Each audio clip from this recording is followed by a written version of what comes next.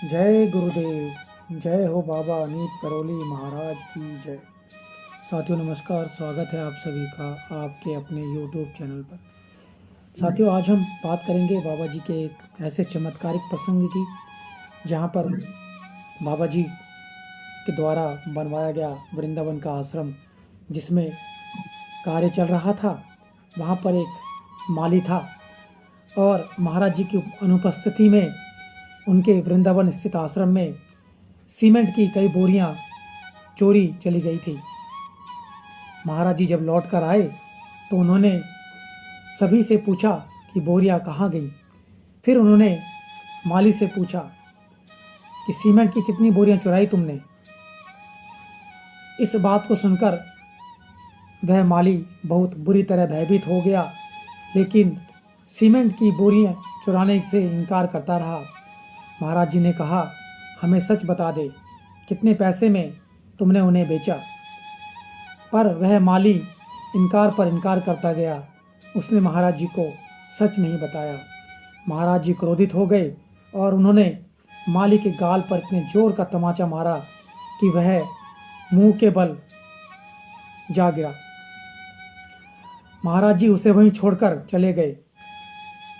उसके पश्चात महाराज जी ने दूसरे लोगों से पूछा, वह कैसा है, आप बुलाओ उसे।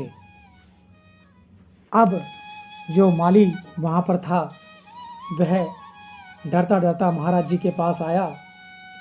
महाराज जी ने उससे फिर पूछा, तूने कट्टे कितने रुपए में बेचे। अब वह माली क्या करता, बोला 250 रुपये में महाराज। माली ने अपना अपराध स्वीकार कर लिया था, पर बात यहीं ख़त्म नहीं हुई। अपराध स्वीकार करने के बाद भी महाराज जी ने आश्रम का हिसाब किताब रखने वाले व्यक्ति को बुलाकर आदेश दिया कि इसे 250 रुपये और दे दो, और माली को तुरंत आश्रम से निकल जाने का आदेश दिया।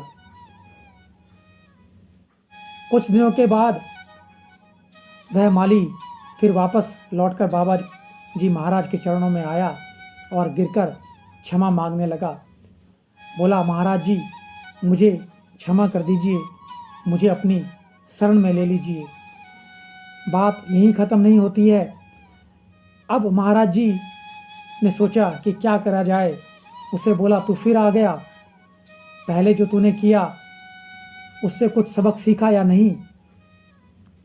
अब की बार मैं तुझे सेंट्रल जेल में बंद करवा दूंगा। महाराज जी ने ऐसा उस माली से कहा। उनके कहने का तात्पर्य ये था कि जो तूने पहले किया, इस तरह की हरकत अगर हुई, इस तरह का बर्ताव अगर तूने किया तो सेंट्रल जेल में महाराज जी उसे बंद करवा देंगे। महाराज जी ने उस माली को लखनऊ में जो हनुमान मंदिर था वहाँ भेज दिया। इस मंदिर की देखरेख एक अवकाश प्राप्त अधिकारी मेहरोत्रा जी कर रहे थे। अब वह माली वहाँ पर ईमानदारी से अच्छे तरह से काम करने लगा। तो इस तरह महाराज जी कभी भी किसी को दुख देना नहीं चाहते थे। उन्होंने इतना 250 रुपये उस समय में बहुत बड़ी बात हुआ करती थी।